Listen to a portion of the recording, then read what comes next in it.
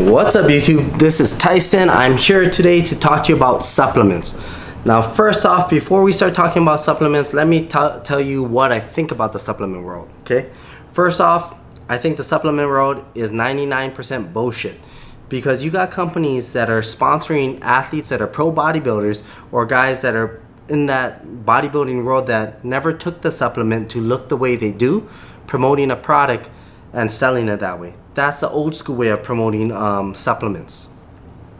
Now the new school way is they're using social media, IG famous, YouTube famous people and giving them a percentage, a 20% cut, 25% cut to stamp their name and their approval on the product. And whether it's good or not, a lot of times it's free money, it's easy money, and people use their link and they'll get a little commission, which a little bit over 1,000, 10,000 times is a lot of money.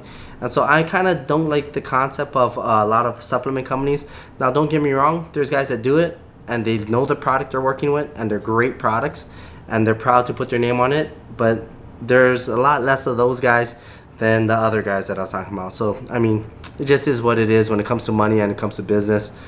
That's the supplement world. But why is supplement so important? When I first got into lifting weights, I was told that, man, you got to take this, you got to take that, you need your BCAAs, you need your protein, your pre-workout, you need the vitamins, you need to have fish oils, you needed all this different stuff. And I'm like, I got overwhelmed.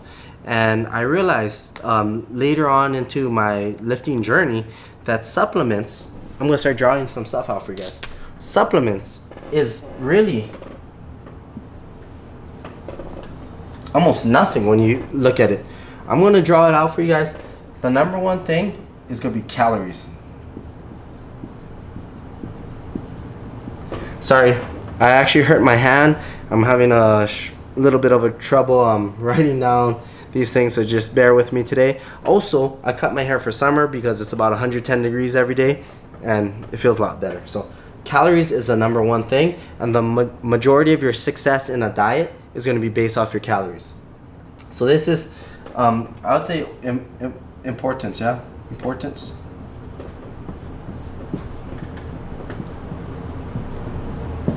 Okay, number two, it's going to be your macros. What is macros? Macros is going to be your fat, carbs, protein, and also your fiber if you want to put it in there. I think fiber is very important. Being within the right range. The problem with Americans, usually they're deficient in protein and in fiber. We eat too much carbs and too much fat. Easy to believe, very easy to believe. The average person should eat anywhere from lifting person should eat anywhere from 0.8 on the low end to 1.3 grams of protein per pound of lean body mass. Remember that. So I'm going to draw it out for you. 0.8 through 1.3 grams per pound of lean body mass. All right, so that's what it is. Lean body mass is you take your body weight minus your body fat. That's your lean body mass. So a guy that's 200 pounds, that's 15% body fat, you just minus 30 pounds off that guy's frame. He's 160 pounds. If you go 1 pound per pound of lean body mass, that's pretty much right in the middle. Why is there any benefit to be on the higher end? Actually, there is quite a bit.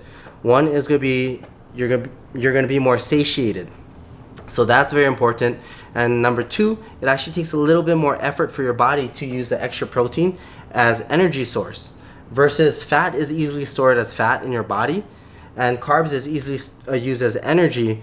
But if you had to go higher on another thing because you're hungry, protein is definitely better than fat. So it's better to go with leaner proteins and eat a little bit more to get on the higher spectrum of 1.3 grams per pound of lean body mass than to eat more fat and just live la vida loca. And that's why basically you look at a lot of really fit dudes, they do eat healthier, and it's true. And so that brings us to the next thing, the third thing. We're just gonna write micros. Your micronutrition is important. Why is it important?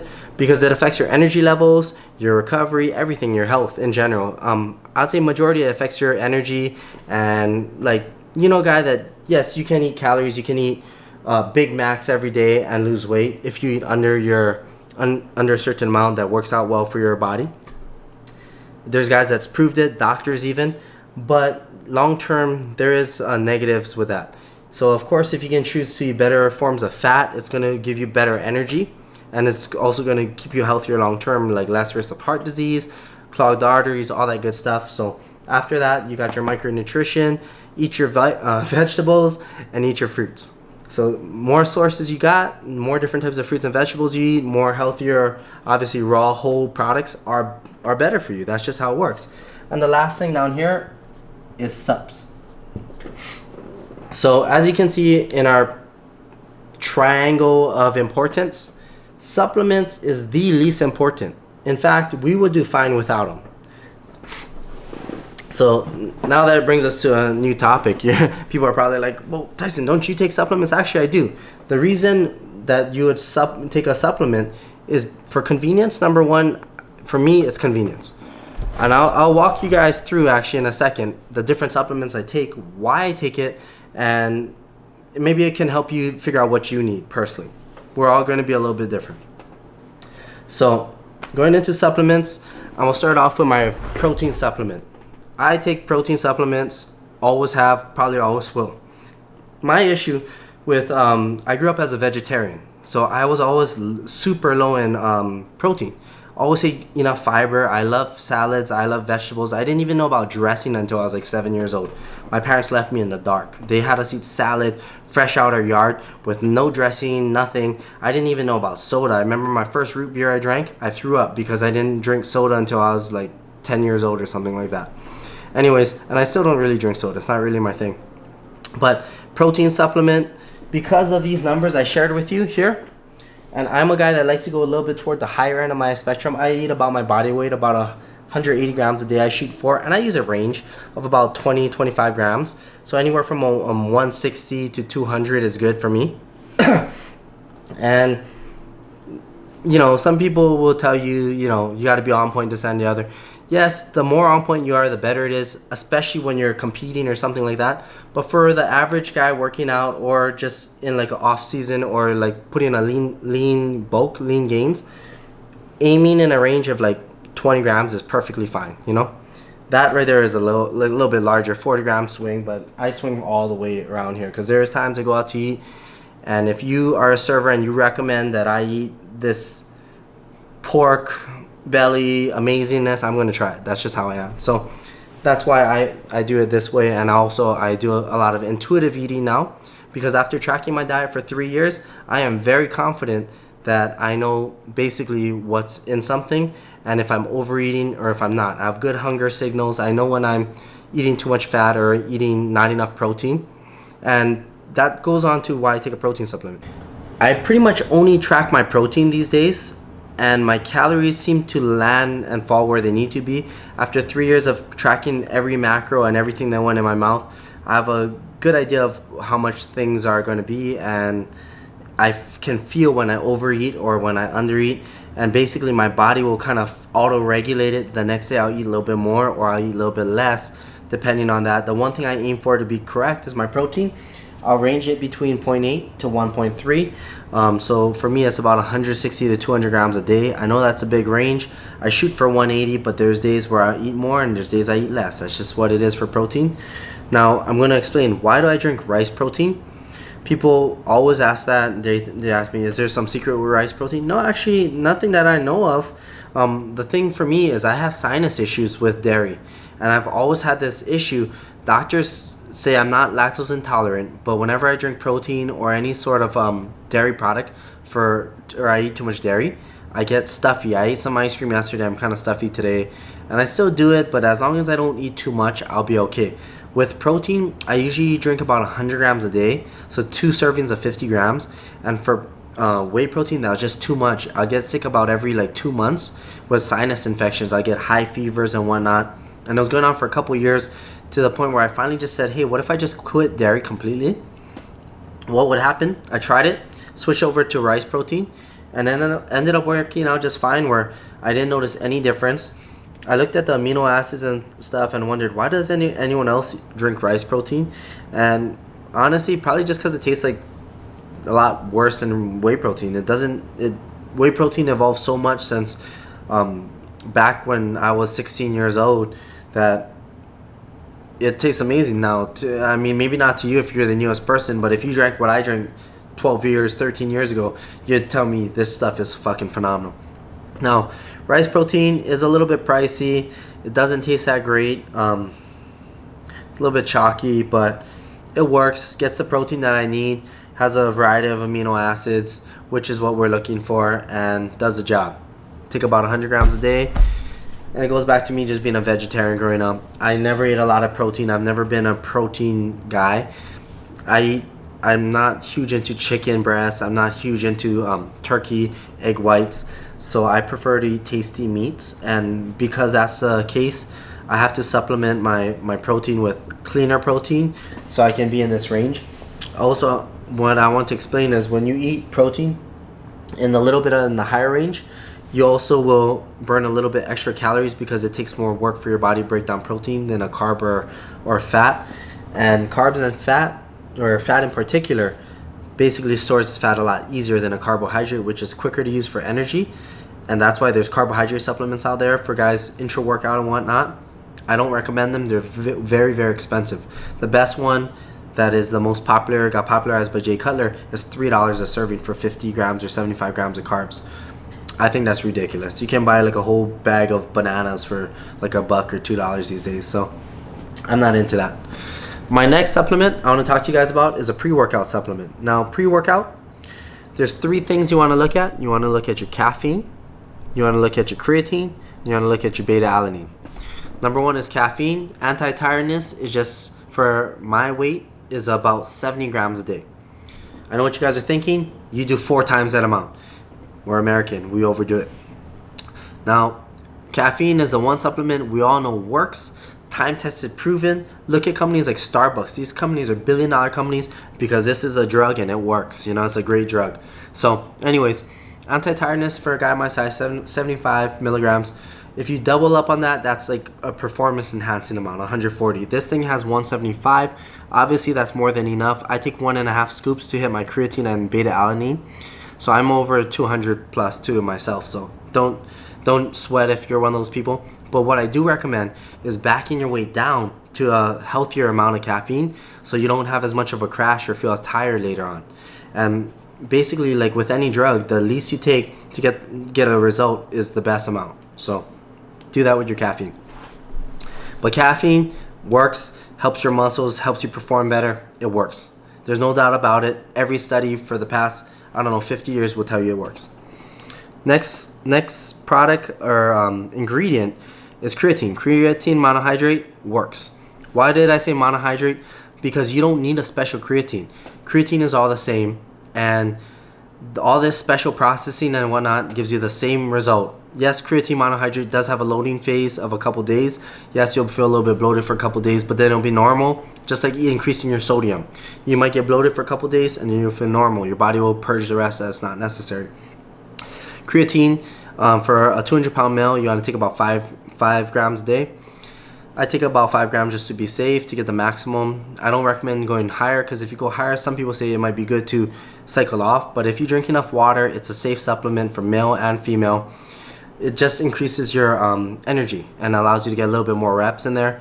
And don't worry about holding water weight, all that stuff. It's totally healthy. It's totally normal. Your muscles are made of 80-something% water. You're good. Last ingredient, beta-alanine. Beta-alanine, they say, will help you. Creatine helps you on the short burst. Beta-alanine might help you on the longer burst. But it's a little bit less proven to help you. So the scientific studies say 3 grams is about the right amount for people to take. So 1.5 scoops for me pretty much hits all the numbers I need. And there you go. Another thing to look for in a pre-workout is that what's actually in there is in there. And I'll have a whole story about that I'll share with you guys in a second. But there's a website like examine.com. There's a few of those websites by third-party companies where you can really see what's in a product and verify that some crazy guy just didn't stick this label on and sell it to you. So look for companies also that don't do microdosing because you need to hit these grams. And also you want to see the ingredients listed. You don't want companies that hide behind proprietary blends. Usually that's a way for them to put more stimulants in and put more cheap stuff in to cut it down, which is crap. Last product I'm going to talk to you guys about today is BCAAs. Now the thing about BCAAs is it's a great product. It does help you a little bit, but you don't need it. And I'm going to share with you guys who it's for. It's not for the brand new person that's going to the gym for 45 minutes to an hour. You don't need it for that. It's not going to give you an added benefit, maybe a little placebo effect. But if you do have longer workouts, it does have some value. 2 to 3 hours if you're in there for that long. Look for one with some electrolytes to help rehydrate your muscles. Or if you do a lot of fasted work. Fasted work, I find this helps satiate you, just like added protein. It helps satiate you so you don't feel like starving or hungry. Or so if you're an intermittent faster, one of those guys, or you like to do like fasted cardio, yeah, it works great. Do it, you know. It's just not necessary, and it doesn't. It's just not necessary. It's just something that if it's a convenience, if you have extra money and you like BCAAs, it tastes good, do it. The things you want to look for is this 4:1 ratio is the ratio they say, oh there we go, that is scientifically proven to be the best one. You want the leucine, the isoleucine, and the valine. I hope I pronounced those right. 4:1. That's what it is. Check it out on examine.com. I never actually looked into this before. Hopefully it's good. Now for my story. So there was actually a guy in Las Vegas producing his own supplements. He was in major gyms. He had 12 locations plus. He was a Hawaiian guy, in fact, that was making up his own supplements, stamping his own labels, doing it all at home, and people were getting sick.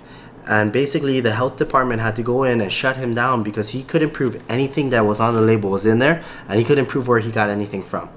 And so that's some sketchy stuff. I mean, thankfully, I don't know if anyone died or not, but thankfully they caught him and they shut him out and they put him out of business. But this guy was just doing whatever. And people say, how is that possible if it's in a store, this, that, and the other?